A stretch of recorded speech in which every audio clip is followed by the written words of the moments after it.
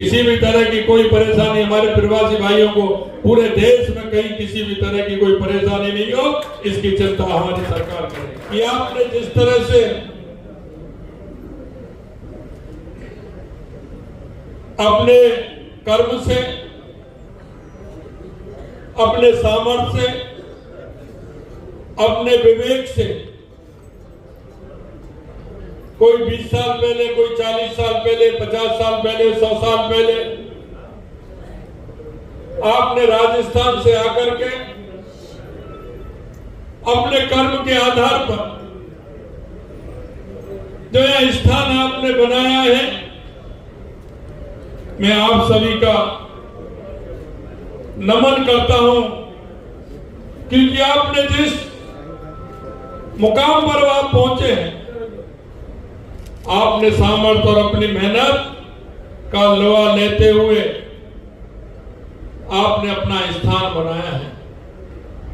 दूसरी खुशी इस बात की है कि आपने अपने सामाजिक सरोकारों,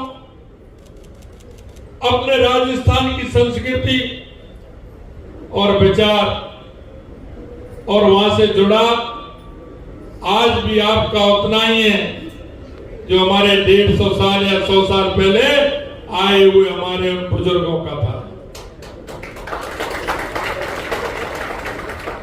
आपने, क्योंकि संस्कार आपके अंदर है, आप महाराणा प्रताप की धरती से आते हैं, महाराजा सूरजमल की धरती से आते हैं, हमारी भक्ति की मूर्ति भाई मीराबाई की धरती से आते हैं। आप उस त्याग की मूर्ति पन्ना धाय की धरती से आते हैं, और आप जिसने अपने आप को पर्यावरण के लिए और वृक्षों के लिए खुद को और अपनी बेटियों को शहीद कर दिया, ऐसी मां अमृता देवी की धरती से आप सभी आते हैं। मुझे पता है आपने आकर के यहां वो सामाजिक सरोकार के काम आपने नहीं छोड़े। आज मैं बात करता हूं तो मेरे भाई गौशाला से जुड़े हुए हैं और उनकी चिंता रहती है। आते आते मैं आया तो मेरे से औरंगाबाद में मेरे जो प्रवासी भाई थे, उन्होंने कहा कि भाई साहब हमने गौशाला खोल रखी है, हम प्रतिदिन गौशाला में जाते हैं। किसी ने ब्लड डोनेशन के कार्यक्रम से जुड़े हुए हैं, ऐसे व्यक्तियों को ब्लड डोनेशन का कार्यक्रम करते हैं। किसी ने अपने शमशान से जोड़ रखा है, तो शमशान के ध्यान रखते हुए उसमें किस तरह से विकास हो सकता है, उस काम को भी आपने किया है। किस तरह से गरीब बेटियों की शादी हो सकती है, वो भी काम आपने किया है। कल मैं पुणे के अंदर था तो मैं बड़ा भावुक हूं। एक हमारे प्रवासी भाई आए और मेरे से बोले कि भाई साहब हमने यहां हर साल उन गरीब बेटियों की शादी करते हैं जिनके माता पिता नहीं होते, जिनको आवश्यकता होती है। हम अखबार के अंदर इश्तिहार निकालते हैं और हम उन सभी की शादी कराते हैं, और शादी भी ऐसे नहीं कराते, हम उनके माँ बाप भी बनते हैं। मैं निश्चित रूप से आपको और ऐसे लोगों को, और जो यहाँ करके भी उन कामों से जुड़े हुए हैं, मैं दिल की गहराइयों से आपको बहुत बहुत धन्यवाद देना चाहता हूँ। मैं एक निवेदन आपसे करना चाहता हूँ, और वो इसलिए नहीं करना चाहता, मुझे विश्वास है आप राष्ट्रीय भावना से ओतप्रोत हैं, हमेशा राष्ट्र सेवा के लिए, राष्ट्र के लिए समर्पित भाव से आप काम करते हैं। मैं इसलिए कहना चाह रहा हूं कि जिस तरह से शीशे पर धूल आ जाती है, अगर हम उस पर नए कपड़ा लगाते हैं थोड़ा सा, तो पारदर्शिता बन जाती है और वो साफ दिखाई देने लग जाता है। मैं आपसे इसलिए कहना चाहता हूं कि देश की स्थिति आज जैसी है, मैं आज पर आपका बयान कर रहा हूं, लेकिन मैं आपको 2014 से पहले भी ले जाना चाहता हूं। मित्रों, 2014 से पहले इस देश की स्थिति क्या थी? देश भ्रष्टाचार से जूझ रहा था। आए दिन आप देखते थे, एक भ्रष्टाचार का घोटाला आता था, दूसरा घोटाला उससे बड़ा आता था, तीसरा घोटाला उससे भी बड़ा आता था, चौथा घोटाला सबसे बड़ा आता था। इस तरह के आए दिन भ्रष्टाचार होते थे। कोई भी राष्ट्रवादी व्यक्ति जब सुबह पेपर पढ़ने बैठता था तो वो पेपर उनके आंखों के आंसुओं से गीला हो जाता था। आखिर इस देश का क्या होने वाला है? आखिर इस देश का क्या होगा? इसी तरह से आए दिन आतंकवादी आते थे, कहीं ना कहीं बम फोड़ करके चले जाते थे।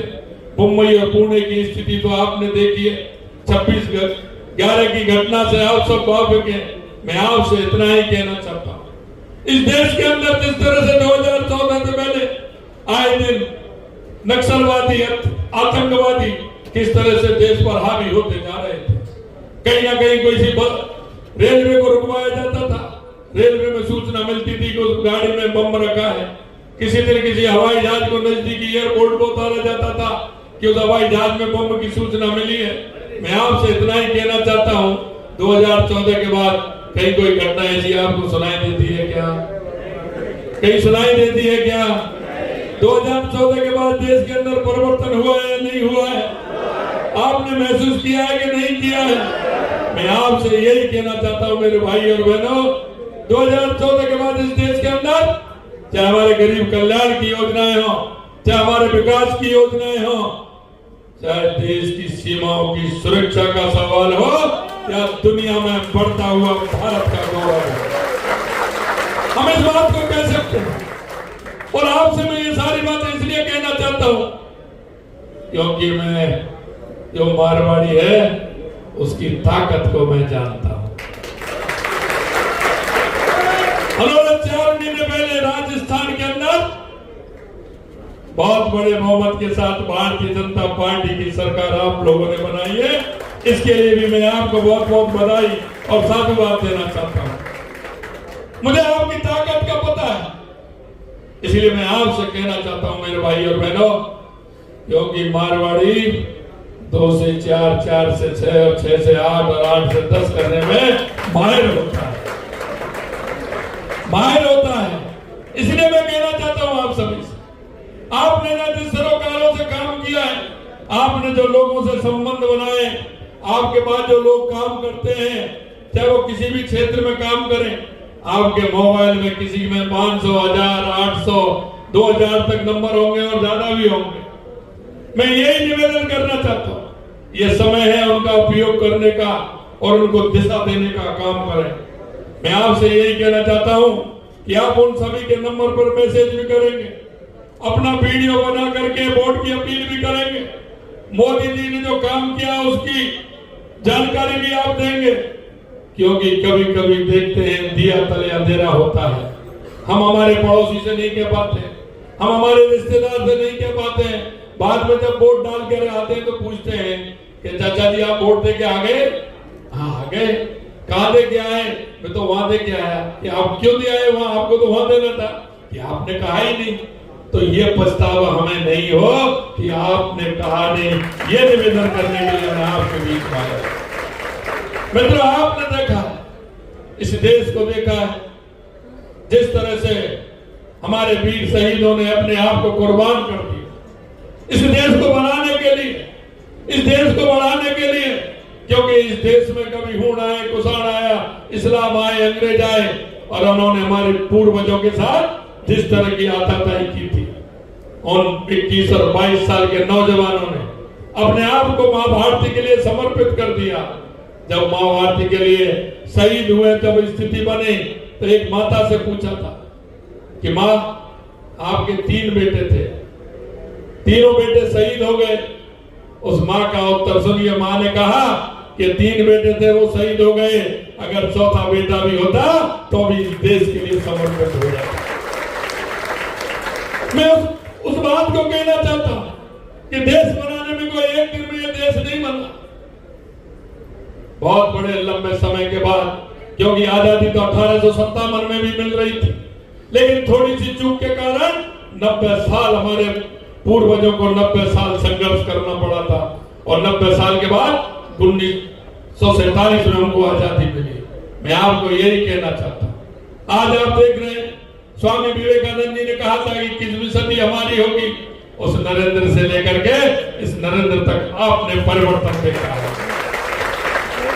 मैं आपको यही निवेदन करने के लिए आपके बीच में आया हूं मेरे भाई और बहनों, कि आप सबको समझना होगा, राष्ट्र हित में हमको काम करना होगा और देश के यशस्वी प्रधानमंत्री नरेंद्र मोदी जी को तीसरी बार हमें प्रधानमंत्री बनाना होगा, तीसरी बार प्रधानमंत्री बनाना होगा। आज आवश्यकता है, दुनिया हमारी तरफ देख रही है।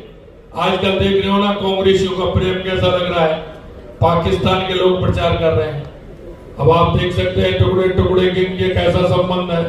वो क्या चाहते हैं, दुनिया जो बाहर के हमारे देश के दुश्मन है वो किस तरह से उनकी निगाहें हैं। मैं आपसे कहना चाहता हूं मेरे भाई और बहनों, क्योंकि आज 11 मई है, आपको ध्यान होगा 11 मई क्या है। 11 मई का वो दिन है तो देश के पूर्व प्रधानमंत्री अटल बिहारी वाजपेयी जी ने पोखरण के अंदर बम विस्फोट किया था। पोखरण के अंदर उस दिन स्वाभिमान जागा था। दुनिया के लोगों ने कहा था कि हम भारत पर आर्थिक प्रतिबंध लगा देंगे, हम प्रतिबंध लगा देंगे। अटल बिहारी वाजपेयी जी ने कहा कि ये तो परमाणु शक्ति बनकर भारत रहेगा, हमें किसी प्रतिबंध का डर नहीं है और हमने तो बम विस्फोट करके दिखा दिया। आपकी ताकत है, प्रतिबंध लगा दीजिए, हमें आपकी कोई आवश्यकता नहीं। मैं आपको याद दिलाना चाहता हूं, देश बनाने के लिए जिस तरह से हमारे पूर्वज ने काम किया है, आज हमको उसको संभाल के रखना है। आज उस विरासत को हमें आगे बढ़ाना है। आज दुनिया में जब जाते हैं तो आप विदेश में जो हमारे भाई बहन मिलने वाले रह रहे उनसे पूछिए किस तरह का व्यवहार उनके साथ में होता है। और यहाँ की स्थिति आज भी है, यहाँ की स्थिति आज भी है। कोई उनको पूछना नहीं था पहले, कहीं जाते थे तो पता ही नहीं होता था कि कोई प्रधानमंत्री है।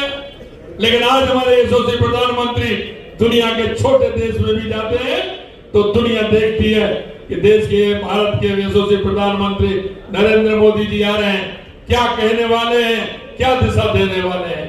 आज दुनिया के जो देश थे वो भारत के पीछे लाइन में खड़े हैं।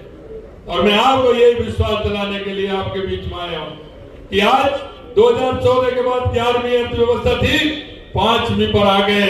आने वाले 2 साल में 3वीं पर आ जाएंगे और आने वाले समय में दुनिया के सिरमौर होंगे और भारत दुनिया की पहले नंबर की महाशक्ति होगा। ये मैं आपके बीच में कहने के लिए आया। आज दुनिया के उन देशों को देखिए, वो पहले महाशक्ति उनके बारे में कहते थे, अब वो हमारे भारत के पीछे हैं सभी लोग, क्योंकि वो जानते हैं कि आने वाला 21वीं सदी भारत की है, 21वीं सदी भारत की। इसलिए मैं आपसे इतना निवेदन करना चाहता हूं, क्योंकि समय कम है, 10 बजे तक का समय होता है। आपके मुंबई में जाम बड़ा तगड़ा है, तो मैं उसमें से निकल करके आ रहा था तो मैं देख रहा था कि भाई आप कैसे इस जाम से डेली कैसे आते होंगे। लेकिन मुझे लोगों कहा कि साहब भाई जाम में तो कमी मेट्रो से या उससे आते हैं, ट्रेन से, तो वो जल्दी पहुंच जाते हैं। तो मैंने भी कहा कि मेरे को भी मेट्रो से लेके चलते, मैं भी मेट्रो में चलता। उन्होंने कहा था मेट्रो की परमिशन नहीं मिली क्योंकि सुरक्षा के कारणों से, इसलिए आपको रोड से आना था। मैं थोड़ा सा लेट हुआ, उसके लिए क्षमा प्रार्थी हूँ। और मैं इतना ही कहना चाहता हूँ मेरे भाई और बहनों कि हमें पूरी ताकत के साथ काम करना है। मुझे कुछ विषय याद है आपके, इसके बाद भी मुझे कुछ विषय आप देने वाले हैं, क्योंकि मैं सभी जगह गया हूँ। मैं बंगाल भी गया, कलकत्ता 2-3 स्थानों पर वहां भी गया, झारखंड में भी गया, तेलंगाना भी गया, आंध्र प्रदेश भी गया और आपके यहाँ भी मैं 2 दिन से हूँ। लेकिन मुझे कई बात हमारे प्रवासी भाई जो कुछ कहते हैं वो मुझे पता है। आपका मुंबई से ज्यादा दिक्कत नहीं है, लेकिन उनको थोड़ी कोई परेशानी है। मैं उनसे भी कह करके आया हूँ और आपसे भी मैं कहना चाहता हूँ मेरे भाई और बहनों, किसी भी तरह की कोई परेशानी हमारे प्रवासी भाइयों को पूरे देश में कहीं किसी भी तरह की कोई परेशानी नहीं हो, इसकी चिंता हमारी सरकार करेगी। कई बार मेरे से कहा है कि हमारे प्रवासी भाई यहाँ रहते हैं, उनके बारे में उन्होंने भी कहा है कि हमारी वहाँ हवेली है, हमारा गांव का मकान है, हमारी खेती है, आप निश्चिंत रहिए, आपका वो भी सुरक्षित रहेगा और आप यहाँ भी पूरी तरह से काम करिए और वहां भी काम करिए, कोई दिक्कत नहीं है। हमने सोचा है कि आप आते हैं तो अभी तो कहीं शादी में आते हैं, कहीं किसी कार्यक्रम में आते हैं, लेकिन हम निश्चित रूप से ये करने वाले हैं कि कम से कम राजस्थान में आप 3 बार तो 4 बार तो आए और एक दिन में लौट के नहीं आए। कुछ ऐसी व्यवस्था करने वाले हैं तो कम से कम राजस्थान के अंदर अपने घर जाकर के 3 दिन और 4 दिन आप रह करके आए। इस तरह की व्यवस्था हम करने वाले हैं। आज ये बताने वाला नहीं हूँ कि क्या करने वाले हैं, वो आप देखते चलना, आगे करेंगे।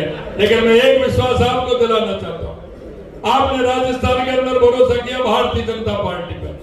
मैं इतना ही निवेदन करना चाहता हूँ, भाई अनुराग जी कह रहे थे हमको 90 दिन काम करने के लिए मिले हैं, लेकिन 90 दिन के अंदर राजस्थान के अंदर जो 40 साल से काम नहीं हुए थे, देश के यशस्वी प्रधानमंत्री नरेंद्र मोदी जी के नेतृत्व में वो हमने 90 दिन में वो काम करके दिखाए जिनकी 40 साल और 50 साल से लोगों को इंतजार था।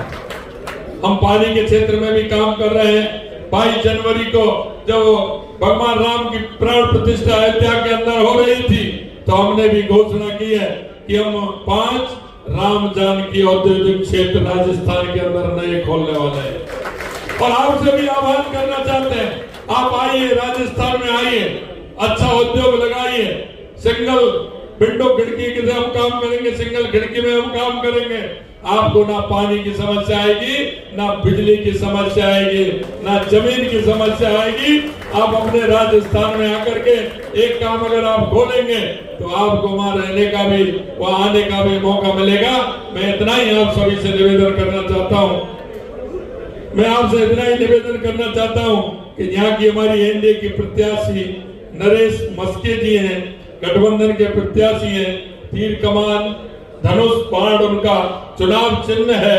मैं आपसे यही कहना चाहता हूं कि उनको विजय बनाएंगे और मुंबई नहीं पूरे महाराष्ट्र के अंदर, मुझे पता है आपके आधे लोग यहाँ रहते हैं, कुछ औरंगाबाद रहते हैं, कुछ पूना रहते हैं, कोई मुंबई में दूसरे स्थान पर रहते हैं। मेरा आप सभी से निवेदन है, आज से ही आप अपना वीडियो बना करके भेजेंगे, आज से आप मैसेज बना करके भेजेंगे, आज से आप उन सभी को फोन करेंगे कि भाई जी आइए, देश बनाइए, मोदी जी को तीसरी बार प्रधानमंत्री बनाइए। इतना कहते हुए मैं, क्योंकि समय हो गया, 1 मिनट बाकी बता रहे हैं, इसलिए मैं इतना ही कहना चाहता हूं।